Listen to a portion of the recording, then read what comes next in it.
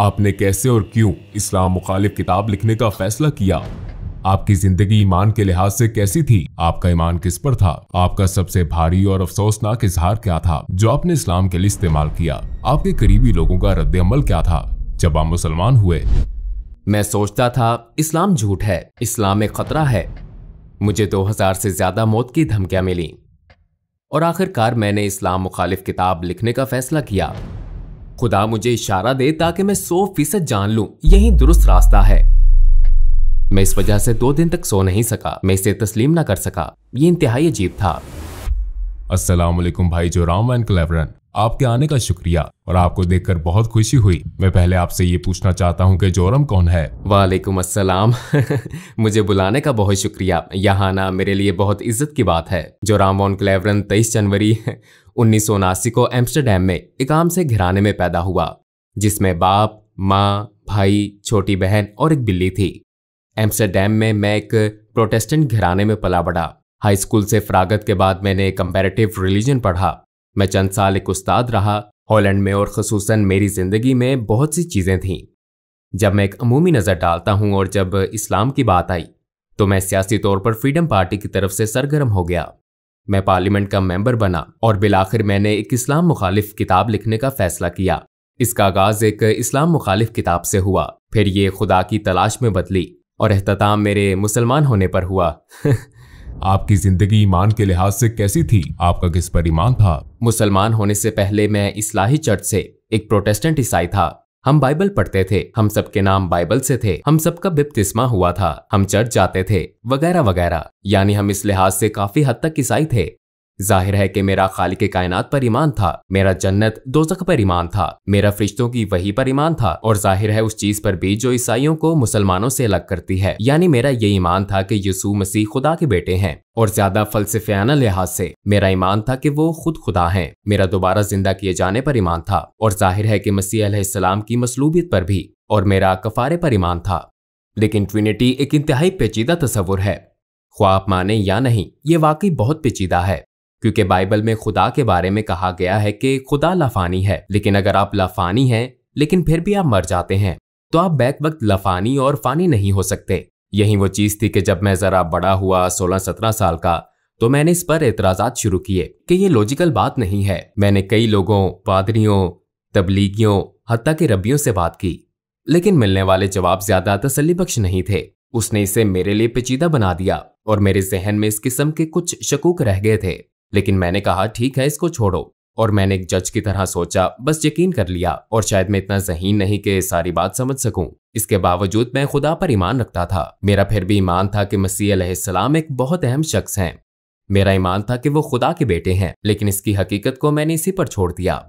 आपने कैसे और क्यों इस्लाम मुखालिफ किताब लिखने का फैसला किया? हाई स्कूल के बाद मैं यूनिवर्सिटी गया और मैंने कंपैरेटिव रिलीजन पढ़ा और एक काबिल जिक्र बात मेरे ख्याल में ये थी कि मेरा कॉलेज का पहला दिन 11 सितंबर 2001 था। मेरे जहन में पहले से ही था कि अच्छा, ये मुसलमान लोग वो जुनूनी किस्म के हैं और ये मजहब सच नहीं है। फिर चंद साल बाद हॉलैंड में एक शख्स थियो वान गोग था। वो एक मशहूर फिल्म साज था और उसे सड़क पर मार दिया गया। उसे गोली मारी गई थी और उन्होंने उसका गला काटने की कोशिश की थी और उसके पेट में एक चाकू घोंपा था जिस पर अयान हर्शी अली नामी एक और लड़की के लिए एक लेटर था जिस पर लिखा था अगली बारी तुम्हारी है। लिहाजा इससे मेरे इस्लाम मुखालिफ एहसासात में इस तरह इजाफा हुआ कि मैंने सोचा मुझे कुछ करने के लिए सियासी तौर पर सरगर्म होना चाहिए और अपने मुल्क को इस बुराई या नुकसान से बचाना चाहिए। आपने इस्लाम की वजह से सियासत शुरू की? हाँ, और इसका ताल्लुक इस्लाम से ही था। यही वजह थी कि मैं एक किताब लिखना चाहता था ताकि लोगों को बता सकूं कि इस्लाम दुनिया के लिए खतरा क्यों है। जब मैं अपनी किताब लिख रहा था, जैसा कि मैंने पहले कहा, ईसाईयत से मुतल्लिक सवालात, शक व शुबहात दोबारा उभरे और जाहिर है ये सच्चाई से मुतल्लिक थे क्योंकि मैं एक ईमान वाला ईसाई था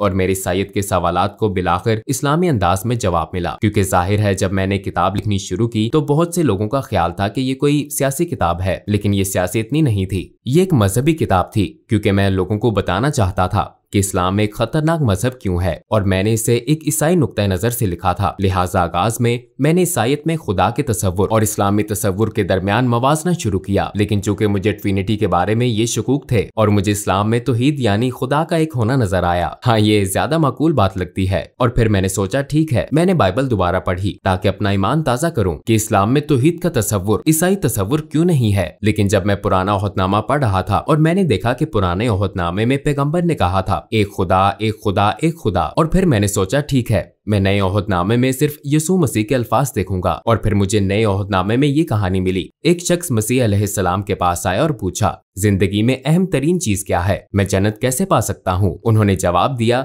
दो चीजें हैं। ऐ इसराइल, तुम्हारा खुदा एक है, अपने पड़ोसी के साथ ऐसा सलूक करो जो तुम अपने साथ चाहते हो। तो मैंने सोचा अच्छा, यीशु मसीह भी यही बात कर रहे हैं, ऐ इसराइल तुम्हारा खुदा एक है। लिहाजा मैंने सोचा कि खुदा का ये मुकम्मल मुसलमान तसव्वुर ज्यादा माकूल लगता है, और ये वही तसव्वुर है जो मुझे पुराने और नए ओहदनामे में मिला था। और मैंने जाना कि ईसाईयत बतौर मजहब कुछ और सिखाती है, लेकिन ये खुदा का वो तसव्वुर नहीं है जो मुझे बाइबल में मिला। चनाचे कई हफ्तों के मुताले, हर किस्म की किताबें पढ़ने, फिर दोबारा पढ़ने के बाद मैंने सोचा ठीक है, शायद खुदा की यकताई ही वो चीज है जो हक है। तो इस तरह इसका आगाज हुआ।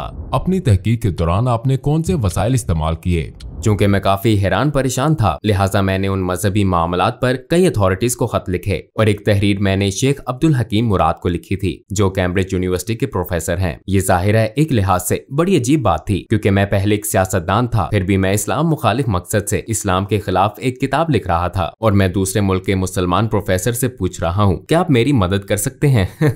लिहाजा मैंने उन्हें बताया कि मैं एक किताब लिख रहा हूँ, मेरे जहन में बहुत से सवालात हैं। लिहाजा सादा अल्फाज में मैंने कह दिया कि मैं क्यों सोचता हूँ इस्लाम दहशतगर्दी को फरोग दे रहा है, ये औरत, ईसाईयत और दूसरी चीजों का मुखालिफ क्यों है। और शायद 6 हफ्तों बाद उन्होंने मुझे एक तफसीली ईमेल भेजी और बराह रास्त समझाना शुरू किया। मेरे बहुत से सवालों के जवाब दिए, लेकिन मुझे ये भी कहा गया कि आपको ये आर्टिकल पढ़ना होगा, ये किताब वो किताब पढ़नी होगी, उस शख्स से पूछना होगा। उनके समझाने का अंदाज बहुत तफसीली था, लेकिन बिलाखिर तमाम किताबें और मज़ामीन पढ़ लेने के बाद मैंने पुराने ओहदनामे के पैगंबरों और मोहम्मद सल्लल्लाहु अलैहि वसल्लम के दरमियान मवाजना किया। अब मेरे पास कोई एतराज ना था कि वो सब पैगंबर हैं और ये नहीं है, और मैंने सोचा अच्छा, अगर मैं इन्हीं बुनियादों पर हजरत मूसा को तस्लीम करूं लेकिन पैगंबर सल्लल्लाहु अलैहि वसल्लम को तस्लीम न करूं तो फिर ये कुछ और बात है। मैंने सोचा मैं इन्हें पैगंबर क्यों नहीं समझता। मैंने सोचा शायद इसलिए कि उनकी बहुत सी बीवियां थीं, लेकिन फिर जब आप हजरत सुलेमान को देखते हैं या आप हजरत दाऊद इब्राहिम अलैहिस्सलाम को देखते हैं, पुराने ओहदनामे में कई अफराद का जिक्र है जिनकी 1 से ज्यादा बीवियां थीं। हत्ता कि जब आप गैर मजहबी किताबों में देखते हैं तो सकाफती तौर पर यूरोप, अफ्रीका,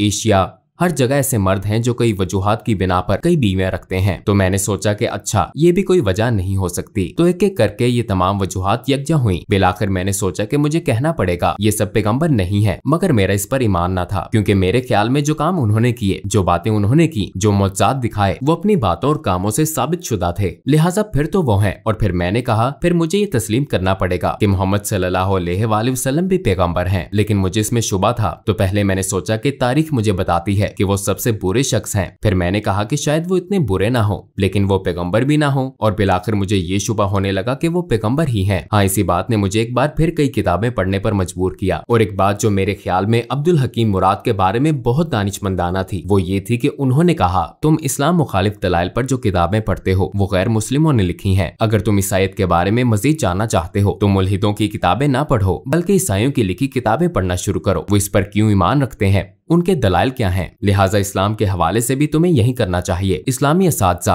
इस्लामी उलमा वगैरह की लिखी हुई किताबें पढ़ना शुरू करो, और फिर एक ही मौजू पर मुसलमान और गैर मुस्लिम मुसन्निफीन की किताबों का मुवाजना करके तुम देख सकते हो कि कहाँ उन्होंने गलत मोड़ लिया, कहाँ अल्फाज का गलत अंदाज में तर्जुमा किया। बास मर्तबा गैर दानिस्ता तौर पर वो नहीं जानते कि कहाँ चीजें शामिल हुई, कहाँ खारिज हुई। लिहाजा बिलाखिर आपको एक नया मजहब तश्कील पाता हुआ नजर आता है, सिर्फ इन्हीं तमाम बातों की वजह से। और मैंने यही किया। मैंने पैगंबर सल्लल्लाहु अलैहि वसल्लम की जिंदगी पर भी यही किया। मैंने मार्टिन लिंक्स की किताब पढ़ी, the life of the profit, जो मोहम्मद सल्लल्लाहु अलैहि वसल्लम के इब्तदाई माखज़ पर मबनी थी। और जाहिर है ये एक नौ मुस्लिम ने लिखी थी, और उसके दलाइल देने का अंदाज, उसके बताने का, लिखने का अंदाज मुझे बहुत पसंद आया, क्योंकि ये सकाफती मुमासलत थी। मसलन मैं किसी मखसूस मौजू वगैरह पर कैसे जाऊं, और पहली मर्तबा मैंने उन्हें देखा एक जंगजू के रूप में नहीं, क्योंकि मेरे जहन में उनकी यही तस्वीर थी, बल्कि मैंने उन्हें एक बाप के रूप में देखा, और उन्हें एक दोस्त, एक उस्ताद और दीगर कई रूप में देखा। और हाँ, तब मैंने उस शख्स को अपने किरदार में देखा और मैंने कहा मैं बहुत कुछ कह सकता हूँ, लेकिन ये नहीं कह सकते वो अच्छे इंसान नहीं है। चनाचे उनके किरदार ने मुझे मजीद पढ़ने और मजीद जानने पर उकसाया। अपनी तहकीक के दौरान आपको किस चीज ने सबसे ज्यादा हैरान किया? हिंदा से मुतल्लिक कहानी ने कुछ ऐसा था जैसे कोई स्विच हो, जैसे मुझे बदलना होगा। और इसकी वजह ये थी कि मैंने सोचा हिंदा वो एक दुश्मन अबू सुफियान की बीवी थी और एक तरह से उसने नबी के महबूब चचा हमजा रजी अल्लाह अन्हु को कत्ल करने के लिए रकम दी थी। और मैदान जंग में ऐसा हुआ वो शहीद हो गए, हत्ता कि उन्होंने उनकी लाश के कान नाक काट कर हर जगह घुमाए और लाश की बेहुरमती की। बिलाशुबा पैगम्बर सल्लल्लाहु अलैहि वसल्लम इस वाक़े से बहुत गमगीन थे और फिर कई साल बाद वो ताकतवर हो गए। वो मक्का में बरसरे इक़्तिदार आ गए और फिर वहाँ हिंदा मौजूद थी और मैं ये किताब में पढ़ रहा था और मैंने सोचा कि अच्छा अब इसे मसलूब किया जाएगा, इसके हाथ काटे जाएंगे या कोई और सजा दी जाएगी। लेकिन उन्होंने कहा अभी मैं इसकी शक्ल नहीं देख सकता, लेकिन सबको माफ कर दिया गया है और अगर तुम यही मुसलमानों के साथ रहना चाहती हो तो ऐसा मुमकिन है और अगर नहीं तो जा सकती हो, लेकिन अब खून रेजी खत्म हो चुकी है। और मैंने सोचा कि उसे माफ कर दिया गया। अगर आप अपने रिश्तेदार के कातिल को माफ कर सकते हैं, खसूसन अपने महबूब चचा के कातिल को जिसने लोगों के सामने उनके जिस्मानी अज़ा की नुमाइश की हो आपकी और आपके नजरिए की तहकीर के लिए, तो इसका मतलब है कि आपका किरदार बहुत अजीम है। ये बहुत बड़ी खूबी है, ऐसी खूबी जो बहुत नायाब है और उन्होंने यही किया। तो मैंने सोचा हाँ वाकई वो बहुत खास इंसान थे। और ये जानने के बाद मैंने सोचा मेरे पास उनके पैगंबर होने के दलाइल हैं। उनका किरदार और दीगर लोगों के साथ उनका सलूक मेरे सामने है। मैंने देखा कि उन्होंने अपने दुश्मनों के साथ कैसा सलूक किया। मेरे ख्याल में वो पैगंबर हैं। लेकिन फिर मैंने सोचा ओ ये तो बहुत खौफनाक बात है, क्योंकि मैं पहले से ही खुदा की वहदानियत को मानता हूँ और अब मैं मान रहा हूँ कि वो नबी हैं। अगर मैं आपको कहूँ कि खुदा एक ही है और मोहम्मद सल्लल्लाहु अलैहि वसल्लम उसके नबी हैं, ये तो तकरीबन शहादत हो गई। फिर मैंने सोचा चलो किताबें बंद करता हूँ, इसे रोकता हूँ, ये सब गलत सिमत में जा रहा है। और यकीनन मैंने जो पढ़ा या देखा और जो कुछ तजर्बा किया उसके बायस मैं अब पहले जैसा इस्लाम मुखालिफ नहीं रहा था। मैं आपको बताऊं कि ये सब एक तसव्वुराती कहानी की तरह लगता है, लेकिन आखिर में वाकई ऐसा हुआ। मेज पर ये सारी किताबें पढ़ी थी और जब मुझे एहसास हुआ कि हाँ ये एक तरह से शहादत है, तो मैंने कहा अच्छा मैं सारी किताबें रख देता हूँ। और मैंने किताबें ऊंची शेल्फ पर रख दी, लेकिन किताबें इतनी ज्यादा थी कि बहुत सी शेल्फ से नीचे गिर गईं और शेल्फ से गिरने वाली किताबों में कुरान भी था। और जब मैंने इसे उठाया तो मेरा हाथ सूरा 22 आयत 46 पर था, जहाँ लिखा था आंखें अंधी नहीं होती बल्कि दिल अंधे हो जाते हैं। और मैंने सोचा मेरा वाकई यही मसला है, क्योंकि आंखें अंधी नहीं थी। मैं अपने हाथ से लिखा वाकई देख सकता था। किसी ने मुझे ये किताब लिखने पर मजबूर नहीं किया था। किसी ने नहीं कहा था कि तुम्हें ये लिखना है या वो लिखना है। मैंने खुद ही लिखना शुरू किया था और मैं इसे अपनी आंखों से देख सकता था। लेकिन मैं अब भी ये हकीकत तस्लीम ना कर सका जो मैंने कहा था कि वो पैगंबर हैं, खुदा एक है। मैं तस्लीम नहीं कर सका। तो मेरी आंखें नहीं बल्कि मेरा दिल अंधा था। मैं ये हकीकत तस्लीम ना कर सका, शायद अपने नफ्स या अना की वजह से इसे कबूल ना कर सका। और मैंने कहा ऐ खुदा, मुझे परवाह नहीं कि ये बाइबल का खुदा है या कुरान का, मुझे इशारा दे ताकि 100% दुरुस्त रास्ता जान लूं। फिर मैं सोने चला गया, लेकिन जब जागा तो मैंने खुद को बहुत महफूज महसूस किया। मैं वाकई बहुत महफूज महसूस कर रहा था। मैंने कभी किसी हवाले से इतना महफूज महसूस नहीं किया। मेरा सारा इस्तराब और शक व शुबहात खत्म हो गए थे, सूरज के सामने बर्फ की तरह। और मैंने खुद से कहा शायद मैं मुसलमान हो गया हूँ। फिर जाहिर है मुझे दूसरे लोगों को भी बताना था। आपके इर्द गिर्द के लोगों का क्या रद्द-ए-अमल था जब आप मुसलमान हुए? अस्सलामुअलैकुम भाई और बहनों, हमने देखा है कि हमारे 80% नाजरीन बाशुमूल इस वीडियो के ने हमारे चैनल को सब्सक्राइब नहीं किया है। जैसा कि आप जानते हैं हम एक गैर मुनाफा बख्श तंजीम है और हमने अपनी वीडियोस पर एड्स बंद रखी हैं। लिहाजा हम सिर्फ इसलिए कह रहे हैं ताकि सच्चाई को फैलाया जाए। ये एक छोटा सा अमल लग सकता है, लेकिन इंशाअल्लाह ये बहुत से लोगों के लिए रहनुमाई का जरिया होगा। आइए अब सब्सक्राइब बटन पर क्लिक करें और एक साथ चलें अब्दियत की तरफ।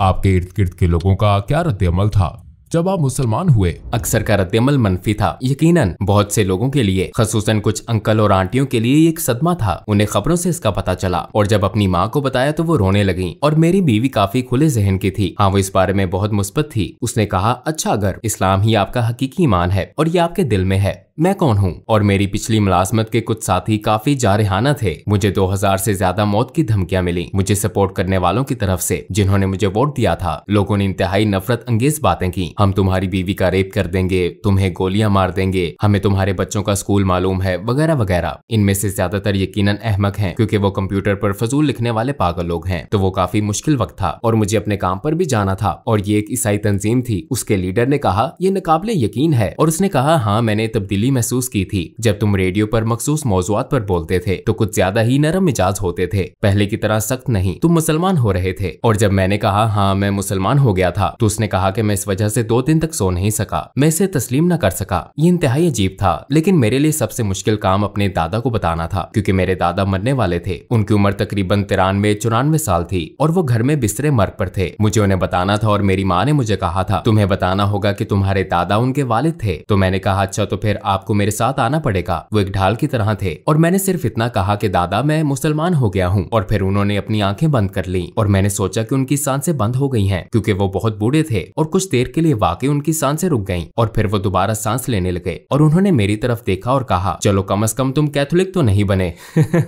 तो ये बहुत मजाहिया बात थी। और आखिरी बात रेडियो में मेरे पुराने बॉस ने कहा अच्छा हमें क्या मालूम कि कल को तुम हिंदू या कुछ और बन जाओ। तो मैंने उससे कहा कि मैंने कभी मजहब मुंतखब नहीं किया, ऐसा एक ही बार हुआ जब मैं मुसलमान हुआ था। इससे पहले मैंने अपना मजहब मुंतखब नहीं किया था। मैं एक ईसाई घराने में पैदा हुआ, मेरी परवरिश एक ईसाई तरीके से हुई और मैं बहुत मशकूर हूँ उन तमाम अच्छी चीजों के लिए जो इससे मुझे मिली। लेकिन ये मेरा फैसला नहीं था और सिर्फ एक बार जब मैंने फैसला किया तो वो मेरा मुसलमान होने का फैसला था। और ये सबसे ज्यादा, जैसा मैंने कहा, मुझे लगता है ये मेरा सबसे अहम फैसला था और मेरा सबसे अक्लमंदाना फैसला था। मैंने कभी एक फैसला करने में साल नहीं लगाए सिवाय मुसलमान होने के। जब आपने अपनी पहली नमाज पढ़ी तो कैसा लगा? यकीनन ये एक खूबसूरत लम्हा था लेकिन बहुत अजीब भी था क्योंकि ईसाईयत में आपको इस तरह इबादत करने की आदत नहीं होती। आप हाथ जोड़कर इबादत करते हैं और शायद घुटनों के बल अपने हाथ वगैरह के सामने बैठकर। लेकिन मुझे ये बहुत खूबसूरत लगता है कि आप वाकई सजदा करते हैं, आप वाकई अपने रब के आगे निहायत आजिजी से झुकते हैं। तो मेरे ख्याल में ये बहुत आजिजाना और खूबसूरत अदा है और हाँ इससे मुझे बहुत खुशी महसूस हुई। आपको 3 सबसे बड़े किन चैलेंजेस का सामना हुआ जब आपने इस्लाम कबूल किया? यकीनन मुसलमान बनना एक बहुत बड़ा चैलेंज था क्योंकि मुझे अपने पूरे खानदान को भी बताना था और ये एक बहुत बड़ा चैलेंज था ये सोचना कि मुसलमान बनना बहुत मुश्किल होगा क्योंकि खुसूसन एक प्रोटेस्टेंट ईसाई के तौर पर मजहबी लिहाज से आपको बहुत ज्यादा चीजें नहीं करनी पड़ती, लेकिन बतौर मुसलमान अमली तौर पर दिन में 5 वक्त की नमाज जरूरी है, खाना एक खास तरीके से खाना जरूरी है, एक खास अंदाज से सोचना जरूरी है, आपके लिए हर लम्हा बेहतरीन रहना जरूरी है अपने खालिक से ताल्लुक के बायस और इस हकीकत की वजह से कि आपको दिन में 5 वक्त नमाज अदा करनी है। ये एक तरह से खालिक की मुस्तकिल याद दहानी है। तो ये आपको एक ईसाई के मुकाबले में इस हकीकत से कहीं ज्यादा आगाह रखता है कि आपका एक रब है। ये मेरा तजर्बा है और मैं सोचता ओ आज 5 वक्त की नमाज पढ़ना मैं नहीं कर सकता, मुझे करना है। तो इस चीज ने सोच मुश्किल बना दी, लेकिन मेरे मुसलमान होने के बाद ये बिल्कुल मुश्किल नहीं था। क्या आप अपने बच्चों की परवरिश भी बतौर मुसलमान कर रहे हैं? आप यकीनन कोशिश करते हैं। मुझे पता नहीं कि आप एक मुसलमान की परवरिश कैसे करते हैं। मेरे ख्याल में ये बहुत मुश्किल काम है, खास तौर पर इस दौर में। जाहिर है जब मैंने शादी की तो मैं मुसलमान नहीं था। आपने एक तरह से अहद किया कि आप अपने बच्चों की परवरिश बतौर ईसाई करेंगे, तो मुसलमान होने के बाद जाहिर है मैं अपने बच्चों की परवरिश बतौर ईसाई नहीं कर रहा। अगर ईसाईयत से मुतल्लिक बच्चों का कोई सवाल होता है तो वो मेरी बीवी से पूछते हैं और उन्हें ईसाई जवाब मिलता है, और अगर वो मेरे पास आते हैं तो उन्हें इस्लामी जवाबात मिलते हैं। लेकिन अक्सर वो कहती है कि अपने बाप से पूछो। मेरी बीवी सबके लिए हलाल खाना पकाती है, तो ये बहुत खूबसूरत बात है। वो कहती है मैं 5 खाने नहीं बनाऊंगी तो सब एक जैसा खाना खाते हैं। आप हलाल खाना चाहते हैं तो सब हलाल खाते हैं। तो एक तरह से ये कुदरती अमल की तरह है। इस्लाम के खिलाफ आपका शदीद तरीन और अफसोसनाक इजहार ख्याल क्या था? मेरे ख्याल में इस्लाम एक झूठ है, क्योंकि ये बात मैं अक्सर कहता था इस्लाम झूठ है और कुरान जहर है। लेकिन जब मैं कहता था कि इस्लाम एक झूठ है तो इससे मेरी मुराद थी कि सारा मजहब और उससे मुंसलिक हर चीज। तो ये एक तरह से जहालत का आला तरीन दर्जा था। हाँ मुझे इस चीज का अफसोस है क्योंकि ये एक छतरी की तरह था और बाकी सब कुछ इस्लाम एक झूठ है कि तसव्वुर के तहत आता था, क्योंकि यही बुनियादी सोच थी। और यकीनन मैं खुद को इल्जाम देता हूँ और जानता हूँ कि ऐसा करने वाले बहुत से लोग अमली मुसलमान नहीं है। और एक तरह से मैं इस चीज को समझता हूँ क्योंकि हर चीज जो सियासी, समाजी और सकाफती लिहाज से कही और की जाती है उसे भी शुमार किया जाता है। मैं कभी कभी अपनी पुरानी पार्टी के लोगों के दलाइल भी सुनता हूँ जिन्हें मैंने नाराज किया। हाँ ये चीज मुझे परेशान करती है और यही वजह है कि हमने IXC इस्लामिक एक्सपीरियंस सेंटर नामे एक तंजीम कायम की और हम स्कूलों, प्राइमरी और हाई स्कूलों, कॉलेजों, यूनिवर्सिटियों, यहाँ तक कि हुकूमत के 2 महकमों, दीगर समाजी तंजीमों और गिरजा घरों में जाते हैं इस्लाम के बारे में गलत फहमियां दूर करने, पैगाम फैलाने और इस्लाम को उसके हकीकी रंग में दिखाने के लिए। और हम ये ऐनक के साथ वर्चुअल रियलिटी के जरिए करते हैं। तो ये एक बहुत पुरलुत्फ तजर्बा भी होता है और इस तरह हम इन चीजों को मिटाने की कोशिश करते हैं जो मैंने माजी में कही और की हैं।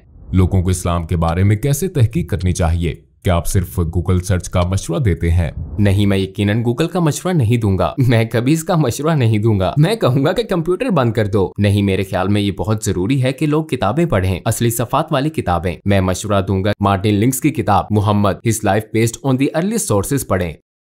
जिस किताब की मैंने पहले बात की थी, ये एक सब्ज किताब है और मैं समझता हूँ कि लोगों के लिए ये बहुत जरूरी है कि कुरान का खुद से गहरा मुतालिया ना करें, क्योंकि ये एक बहुत ही पेचीदा किताब है। और अगर आपके पास ऐसा कोई नहीं जो आपको सिखा सके, खास तौर पर ज्यादातर लोग जो इस्लाम के बारे में कुछ नहीं जानते, रवानी से अरबी या क्लासिकी अरबी बोलने वाले नहीं होते, तो आप कुरान की तफसीर या तर्जुमा पढ़ते हैं और जाहिर है ज्यादातर ये मुसद्दिका नहीं होता। इसलिए मैं लोगों को सिर्फ सीरत का मुतालिया करने का मशवरा दूंगा। नबी के किरदार और जिंदगी का मुतालिया करें, क्योंकि रवायत भी हमें यही सिखाती है। उनकी जिंदगी कुरान थी, वो एक तरह से जिंदा कुरान थे। उनकी सुन्नत का मुतालिया करें और मेरे ख्याल में ये इस्लाम को दरियाफ्त करने का बेहतरीन तरीका है। और आखिर में आप क्या कहना चाहेंगे? मैं मुसलमान होने के बाद पहले से ज्यादा खुशो-खुर्म हो गया हूँ, इसलिए मैं सबको मुसलमान होने की दावत देना चाहता हूँ, क्योंकि ये आपकी रूह और आपके दिल को खुशी और सुकून देता है। ये सच है, यह आपके दिलो जान से हम आहंग है। कम अज कम इसे इस्लामी नुक्ता नजर से देखें, सीरत नबी को पढ़ने की कोशिश करें, समझने की कोशिश करें कि मुसलमान किस बात पर ईमान रखते हैं, उनके रवैयों से कताए नजर, क्योंकि मुझ समेत बहुत से मुसलमान हैं जो मुसलमानों की तरह नहीं रहते। मैं हमेशा एक मुसलमान की तरह नहीं रहता, हालांकि रहना चाहिए मुझे भी और बाकी सबको भी, लेकिन आप तमाम मिसालों से बड़ी नबी सल्लल्लाहु अलैहि वसल्लम की मिसाल को देखें और अगर आप उनकी जिंदगी का मुतालिया करें तो शायद आपको रहनुमाई मिल जाए। यह आपको सच की तरफ ले जाती है।